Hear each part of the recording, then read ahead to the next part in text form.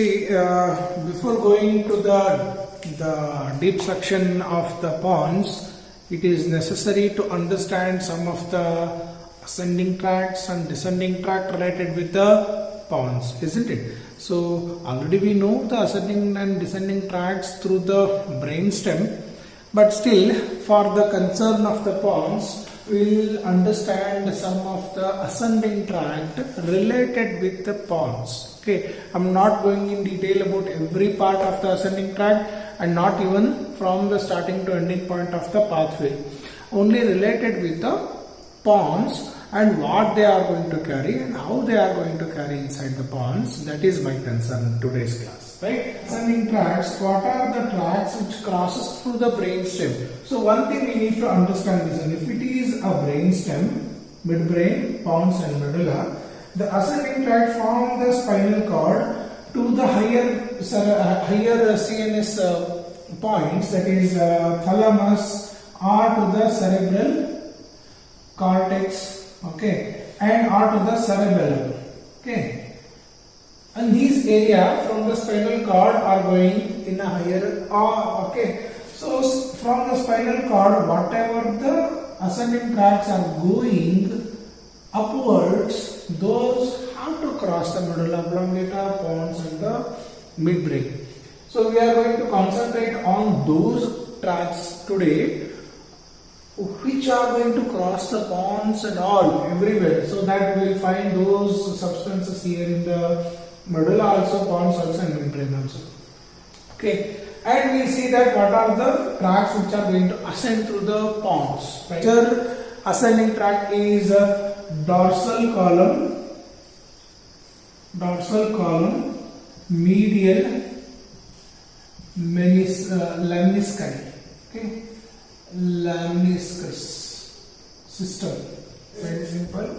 In the spinal cord, we have the dorsal white column and anterior and the lateral white columns are there. And these are called together the dorsal column white matter. Later they are going to turn themselves into the medial lemniscus. So it's called as a dorsal column medial lemniscus system. Right? I'm not going in detail about those. Already we know that. I am going to start with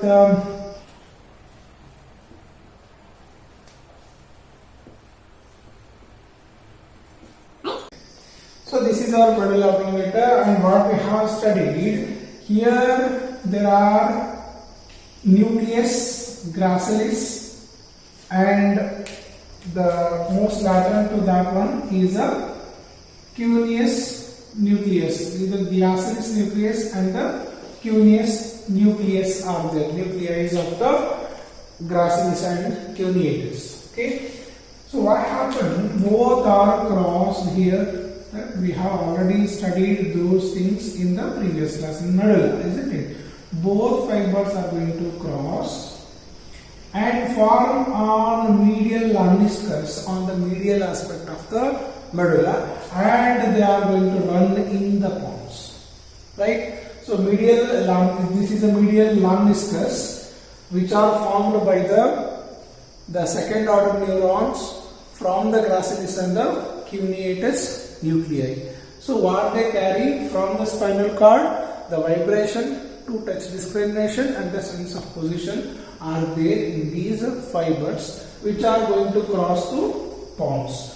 So these are the one thing we have to see in the medial lemniscus in pons. Right? The next ascending tract which crosses to the pons from the spinal cord to higher level is spinothalamic tract.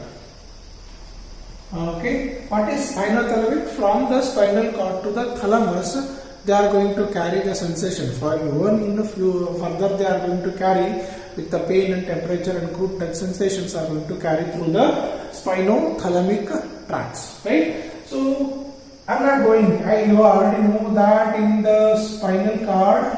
Okay, anyhow, the sensations are going to come here. Right? The second order neuron is going to cross on other side and they are going to ascend. This is lateral spinothalamic spinothalamic tract. Okay, this lateral spinothalamic tract, which is going to carry the sensation of temperature and pain, right? Pain and temperature from the body, it's going to carry to the lateral spinothalamic tract. There is another spinothalamic tract which is a ventral spinothalamic tract, which is also carrying sensation here. The second order neuron will not go here. It's going to cross and it will come here in the anterior side and it's going to run like this. Since it is present anteriorly, this is called as anterior spinothalamic tract. This is called as anterior spinothalamic tract, and this anterior spinothalamic tract is going to carry crude touch. Okay, fast touch are going to carry through the dorsal column system. The crude touch, this is for the crude touch, and this is for the temperature and the pain. What? This is anterior spinothalamic tract related with the temperature and pain. As they come in the medulla oblongata, as this is the anterior spinothalamic tract, right? And this is the lateral spinothalamic tract. And along with that one, there is another fibers which are running in between these two. And this is a spinotectal tract. This is a spinotectal tract. It's going to the tectum part of the midbrain, that is a superior colliculus. Spinotectal tract, it is actually responsible for the spino-visual reflex. It's for the spino-visual reflex. You know that if you are walking somewhere and suddenly some thorn is going to prick in your foot, suddenly what you do? Suddenly one thing is you will look at the area for the hurt. So what happens actually to looking at the change of body position is due to the reflex action by the superior colliculus present in the midbrain. So that tract from there to the body movement changing position, there is a spinotectal tract is there. Even the vice versa tract is a descending, the tectospinal tract, that is a descending tract. This is the sensation opposite from the spinal cord to the tectum for the spino-visual reflex.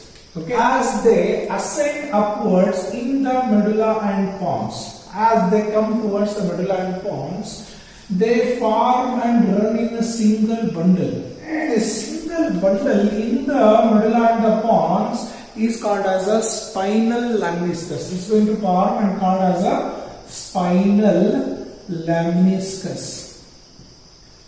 Right? Spinal lemniscus.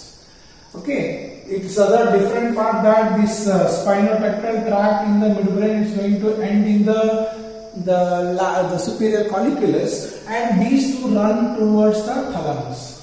Okay, they run towards the thalamus and they follow the pain pathways, right? So this is another ascending tract which is going to present in the pons also.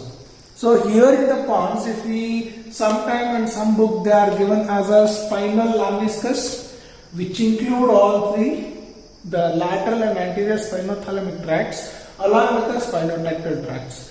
Some book they have simply mentioned the lateral spinothalamic tracts, right? So whatever it is, you need to understand this concept, right? This is another ascending tract. There is another spinocerebellar tracts. You know about it, the spinocerebellar tracts from the spinal cord, right? Okay, there is a first order neuron is going to come here, and the first order neuron is going to end here, and second order neuron, some will go to the same ipsilateral side and ascend upwards. Okay, so it present here in the dorsal part of this white matter. Okay, and it is going to end. For example, this is our pons and medulla, right? Here is a cerebellum, right? And we have the inferior cerebellar peduncle, middle cerebellar peduncles and superior cerebellar peduncles above, right?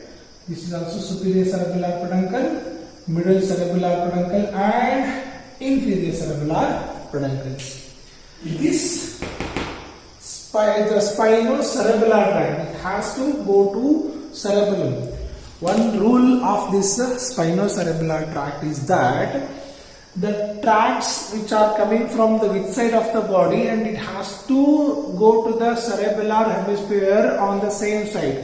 That is, they have to maintain a ipsilateral side. That is a rule for the spinocerebellar tracts. So this is actually the dorsally present. This is called as a dorsal spinocerebellar tract, and they ascend upwards and end in the same side of a cerebellum, right? There is no problem in that one. But there is another type of neurons here related to the spinocerebellar tract. Rather going on the same side, it crosses on the opposite side. It crosses on opposite side, right? From opposite side, it will form a tract above called as ventral spinocerebellar tract. Okay, so it forms ventral spinocerebellar tract and is ascend upward till the upper part of the, and again it will take a U-turn here and went to the cerebellum. And it thinks that it's not the cerebellum part which I have to go, and it again take a diversion and here on the same side of a cerebellum. Whatever it is, it has a distracted spinocerebellar tract, actually went upside and go to the other side of the cerebellum and re-enters the ipsilateral side. And this is a ventral spinocerebellar tracts. What these spinocerebellar tracts are going to carry?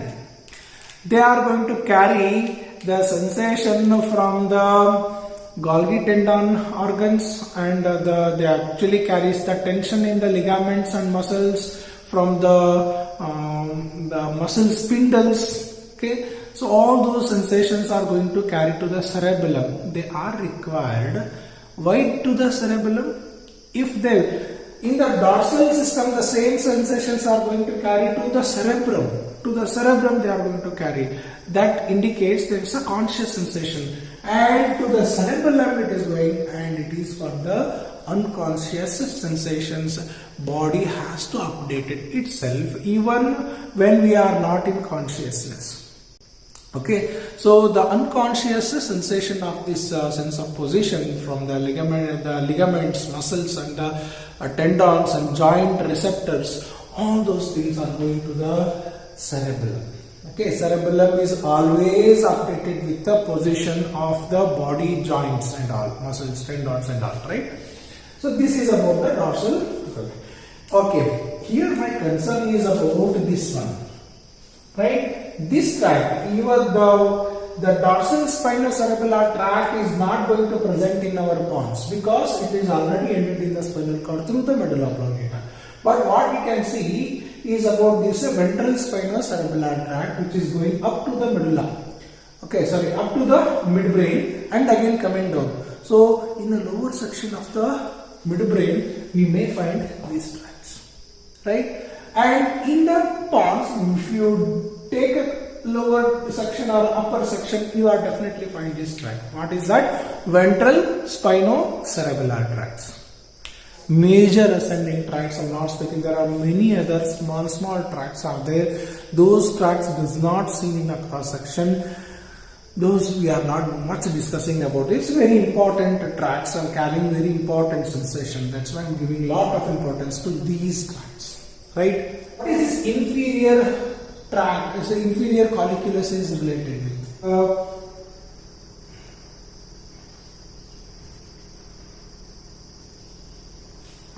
So internal ear, okay, internal ear here one, 3 semicircular, this is a concha, okay, the cochlea, and we have nuclei related in the what is this? In the between this pons and medulla called as a ventral and dorsal cochlear nucleus. Part of this is a ventral cochlear nucleus and this is a dorsal cochlear nucleus, right? This is also ventral and this is a dorsal cochlear nucleus. And from the cochlear nerve, when it is entering inside, this is the 8th cranial nerve, isn't it? Entering inside, it is going to divide its fibers to the, from here also, it's going to divide fibers to the ventral and dorsal cochlear nucleus, right? Then what happened? From the second order neurons, from the ventral cochlear nucleus, okay? From the ventral cochlear nucleus, the fibers are going to cross. Okay, the fibers are going to cross like this, and even some fibers from the dorsal cochlear nucleus are also joins this one, but majorly from the ventral cochlear nucleus. And as they cross, they run upwards. Okay. So these upward running fibers are called as what? So these fibers, after the crossing of this cochlear second order neurons, they are going to form this area called as a trapezoid body. What is called as a trapezoid body? Okay. In a cross section, we are going to find this trapezoid body. Remember, the trapezoid body is made by the crossover of the second order neurons from the ventral cochlear nucleus, right? So these are the trapezoid body, the crisscross fibers which we find on the cross section of pons. Remember, this is very important identical landmark in the cross section of the pons, right? As the cross fibers are running upwards, they are going to form and these lamniscus form, bundle in the ribbon form, and this lamniscus is called as a lateral lamniscus. Lateral lamniscus. See, medial lamniscus and lateral lamniscus, they do not have any correlations. They don't have any related functional fibers in them. The medial lamniscus, which is coming here in the pons in the medial side, which are carrying the sensation from the second order neurons from the nuclear gracilis and the cuneatus, related with the two-touch discrimination, vibration of the sense of brain, pons and medulla. Here I was asking, then my question is that where we have this olivary nucleus in the medulla, upper part of the medulla, till now I have called that the olivary nucleus by the name as only olivary nucleus. Actually, its name is inferior olivary nucleus. When it is called as inferior olivary nucleus, there should be superior olivary nucleus. Till this time I did not have that intention to ask you, but I have the right to ask you what is it is called as a inferior olivary nucleus, then where is the superior olivary nucleus? Right? So same thing, I will read out this diagram to explain the concept. Okay, this is the cochlear fibers which are running here and dividing to this is a ventral and this is a dorsal cochlear nucleus. From here the second order neurons are going to cross here.